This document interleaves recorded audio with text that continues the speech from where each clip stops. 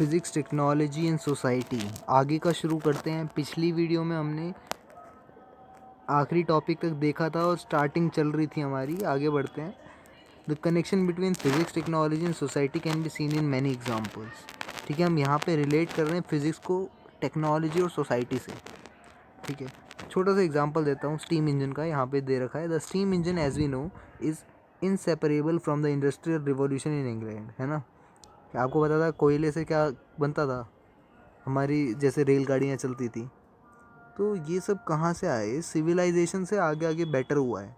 तो some technology give rise to new physics, और कुछ फिज़िक्स जनरेट करती है नई टेक्नोलॉजी को। है ना, कुछ चीज़ें हम थर्मोडायनेमिक्स में पढ़ते हैं। जैसे यहाँ पे बोल रहे हैं physics, the application of physics are not always easy to foresee. हमें पता नहीं होता कि इसका यूज़ कहाँ करना है। ठीक है, अभी हमें पता नहीं था कि देखो जैसे विंड मिल घूमता है तो उससे इलेक्ट्रिसिटी जनरेट हो सकती है ना। तो ऐसे बहुत सारी चीज़ों को फोरसी करना, यानी हमें बता पाना कि ये कहाँ यूज़ हो रही हैं, ये मुश्किल होता है। But only a few years later Hahn and Meitner discover the phenomena of neutron including fusion of uranium. तो स्टार्टिंग में हमने जब बोर का प्रिंसिपल पढ़ा था तो हम सच में बोर ही हो रहे थे, मगर आगे जाके देखो कितना इम्पॉर्टेंट चीज़ पता लगी। यूरेनियम का फ्यूजन पता चला। यानी आज के टाइम पे अगर आपको बता दें, अगर रेडियो एक्टिविटी को साइड कर दिया जाए थोड़ी देर के लिए, जो न्यूक्लियर एनर्जी है ना वो इतनी हाई लेवल की निकलती है जिसका कोई हिसाब नहीं। तभी तो माइक्रो फिज़िक्स बहुत ही एक कॉम्प्लेक्स चीज़ बोली जाती है। जैसे आप सिलिकॉन चिप के बारे में जानते हो, जिससे कि हमारा कंप्यूटर रिवॉल्यूशन हुआ है कुछ लास्ट 3 डिकेड्स में। है ना, हम हाथ में लैपटॉप लेके चलते हैं तो कहाँ से कहाँ पहुँच गए। ठीक है, शायद आगे का यहाँ से लिखा है, मैं यहीं से बोलता हूँ। The most significant area to which physics has and will contribute is the development of alternative energy resources. अब एनर्जी रिसोर्सेज की डेवलपमेंट है ना, दूसरे तरीके से एनर्जी को हार्नेस करना, जैसे कि फॉसिल फ्यूल से करते थे। अब तो सोलर एनर्जी आ गई, जियो थर्मल आ गई, बहुत सी चीज़ें आ गई। है ना, तो समझ में आ रहा है किस तरह से। है ना, थोड़ी बहुत ये चीज़ें तुम्हें क्लास 10th के आखिरी चैप्टर में भी मैंने आपको पढ़ाई थी, ये जब रिन्यूएबल रिसोर्सेज बताए थे। नहीं पढ़ा या फिर पता, वैसे पता होता है बच्चों को। है ना, तो ज़्यादा डिस्कस नहीं करते हैं इस पर, आगे बढ़ते हैं। Physics is the study of nature and natural phenomena. जैसा कि मैं पिछली वीडियो में बताया था, है ना, physics try to discover the rule that are operating in nature on the basis of observation, experiment and analysis. तो देखो एक चीज़ है, यहाँ पे टेबल दे रखी है, मैं टेबल को डिस्कस कर लेते हैं यार। कुछ है नहीं टेबल में। कह रहे हैं कि सम फिजिसिस्ट एंड डिफरेंट कंट्रीज़ जहाँ से उन्होंने कंट्रीब्यूशन किया। है ना, मैं कुछ ही एग्जांपल लेता हूँ। आर्किमिडीज ने कंट्रीब्यूट किया बॉयंसी पे या प्रिंसिपल ऑफ लेवर पे, गैलीलियो ने इनर्शिया, हाइगन ने वेव थ्योरी, सैक न्यूटन ने universal of gravitation motion telescope, Faraday ने ईएम वेव, मैक्सवेल ने ईएम थ्योरी, और JC Bose radio wave, X rays, electron and so on. Albert Einstein photoelectric effect को तो सब जानते ही हैं यार। एल्बर्ट की कहानी सुनाने पड़ेगी मेरे को, क्योंकि आगे हम वही जानने वाले हैं। ठीक है, ऐसे बहुत सारे हैं। क्या ये पेपर में आता है? कुछ पूछा जा सकता है। क्या ये जनरल नॉलेज बढ़ाता है? हाँ बिल्कुल। है ना, general knowledge in the sense कि अगर आपसे कोई पूछा जाए कि न्यूट्रॉन की खोज किसने की थी, तो आप जे थॉमसन ना बोल दो, वो तो इलेक्ट्रॉन का था, जेम्स चार्डविक बोलो। है ना, तो ये बातें थोड़ा बहुत दिमाग में रहेंगी तो बेटर रहेगा, क्योंकि कल को तुम कुछ डिस्कवर करोगे तो लोग तुम्हारा नाम याद रखेंगे। एनीवेज आगे बढ़ते हैं। Fundamental forces of nature. तो देखो ये जो मैं स्टार वाली चीज़ जो नीचे दे रखी है वो पढ़ रहा हूँ। कह रहे हैं कि section 4.15 have several ideas that you may not grasp fully in the first read. है ना, यानी कॉम्प्लेक्स चीज़ें हैं मगर आपको समझना है। ठीक है, धीरे धीरे समझो मगर समझना है। तो मैं ज़्यादा कोशिश करूँगा कि इसमें इन डेप्थ जाऊँ। है ना, तो तुम्हें बोर भी ना हो और तुम्हें आगे का भी ओवरव्यू मिले चीज़ों को। यार तुम ऐसे लेके चलना कि ज़्यादा दिमाग नहीं लगा रहे हैं, सिर्फ समझ रहे हैं। है ना, ऐसे करके चलना है, वरना ज़्यादा इंटेंस कर दोगे तो तुम अभी फर्स्ट चैप्टर पे हो। We all have an intuitive notion of force. है ना, अब देखो फंडामेंटल फोर्सेस इन नेचर। एक मिनट, मैं इस पे आने से पहले एक बार पीछे चेक कर लेता हूँ यार, कुछ छूटा तो नहीं, क्योंकि क्या है यहाँ स्क्रीन बड़ी करके देखनी पड़ती है तो कोई अंदाज़ा नहीं लगता, वरना बुक के सामने क्या होता है कि हमें पता रहता है। तो सब कुछ सही चल रहा है हमारे साथ। और आ जाते हैं हम, देखो आइंस्टाइन के बारे में भी आया था, आते हैं उस पर। हाँ, तो फंडामेंटल फोर्सेस इन नेचर, ठीक है। अब काफ़ी तुम्हें अलग सी बात लगेगी। एक फोर्स, यानी फोर्स को क्या कहते हैं हम? बल कहते हैं हिंदी में, है ना। इन अवर एक्सपीरियंस फोर्स क्या होता है? या तो पुश करना, या कैरी करना, या थ्रो करना, या डिफॉर्म करना, या ब्रेक करना। कुछ याद आया? क्लास 9th में हमने पढ़ा था, है ना, फोर्सेस के बारे में थोड़ा बहुत। We also experience the impact of forces on us. हमें पता है फोर्सेस का इम्पैक्ट क्या है, जैसे कि मैरी गो राउंड में जब ऑब्जेक्ट घूमते हैं तो, है ना। तो ये फोर्स जो है ये हमें अभी बेसिक पता है, मतलब हमें कहीं इन डेप्थ नहीं गए हैं।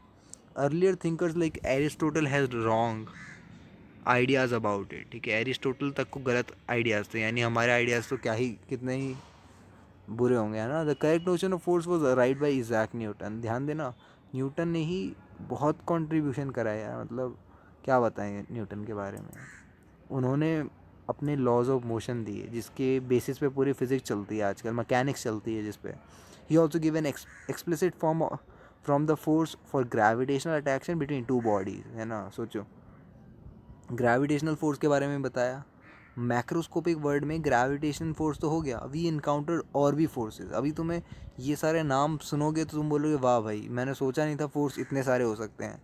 Muscular force, contact force, friction force, force exerted by compressed or elongated springs, taut strings and rope, the force of buoyancy, viscous force।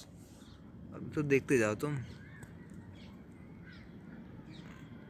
हाँ, contact with fluids, the force due to pressure of fluids, force due to surface tension, so on। There are forces involved, charged and magnetic bodies, ठीक है। देखो इतने सारे forces हैं, तुम्हें क्या ही बताएं, है ना। कुछ फोर्सेज में मैग्नेटिक बॉडीज़ होती हैं, माइक्रोस्कोपिक डोमेन पे भी देखोगे तो मैग्नेटिक फोर्स होते हैं, न्यूक्लियर फोर्सेज होते हैं, इंटर एटॉमिक फोर्सेज होते हैं, इंटर मॉलिक्यूलर फोर्सेज होते हैं, और क्या क्या, यानी तुम केमिस्ट्री में भी देखने वाले हो, ठीक है। एनीवेज, ऊपर जो टेबल जा रही है तुम ध्यान देना कि मैं उसको डिस्कस नहीं कर रहा हूँ, मगर इम्पॉर्टेंट है, ठीक है। थोड़ा सा देख लेना यार, अगर तुम्हें कोई पूछे कि लेट मी, चलो ये वाली टेबल को देखता हूँ एक बार।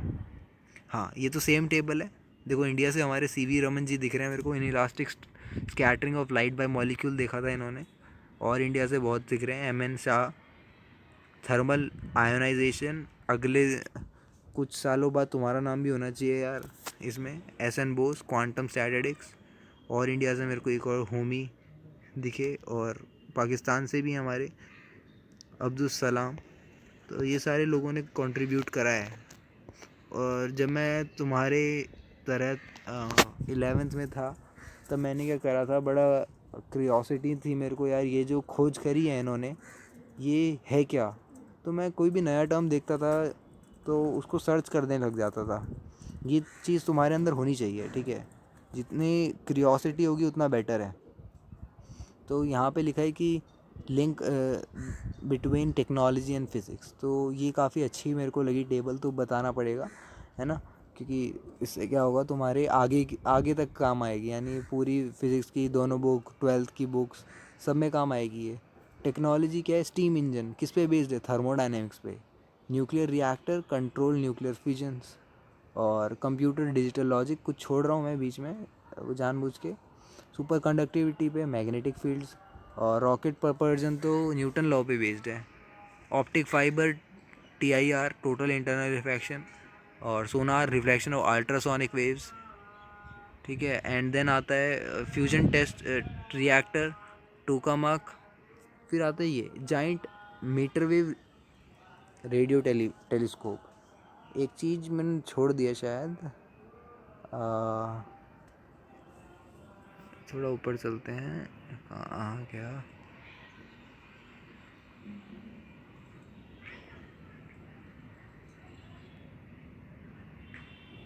हाँ लेज़र। देखो लेज़र का यहाँ लिखा है ना ऊपर लेज़र, तो लेज़र की फुल फॉर्म होती है ये light amplification by stimulated emission of radiation तो ये स्किप मत करना। तो मतलब मैंने अभी मेरे से ही छूट गई थी, तुम मत बोलना इसे कि लेज़र की कोई पूछेगा कि लेज़र होता क्या है, तो तुम बोलोगे light amplification by stimulated emission of radiation.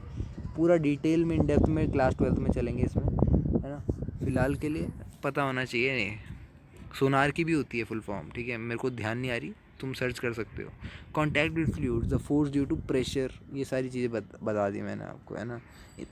Great insight of the 20th century physics is that these different forces occurring in different context actually arises from only a small number of fundamental forces। यानी जो इतने सारे forces मैंने आपको अभी बताए वो असल में कुछ छोटे फोर्सेस से लेके बने हैं। जैसे कि इलास्टिक स्प्रिंग जो है वो कहाँ से बना है, अट्रैक्शन रिपल्शन से बना है, नेबरिंग एटम के, है ना। इलोंगेशन कंप्रेशन से बना है। Principle this means that the laws for derived forces are not independent of laws of fundamental forces in nature, है ना। जो डिराइव्ड फोर्सेज हैं वो कहाँ से बने, फंडामेंटल फोर्सेज से बने। The origin of this derived forces is very complex. तो ये चक्कर है, ठीक है।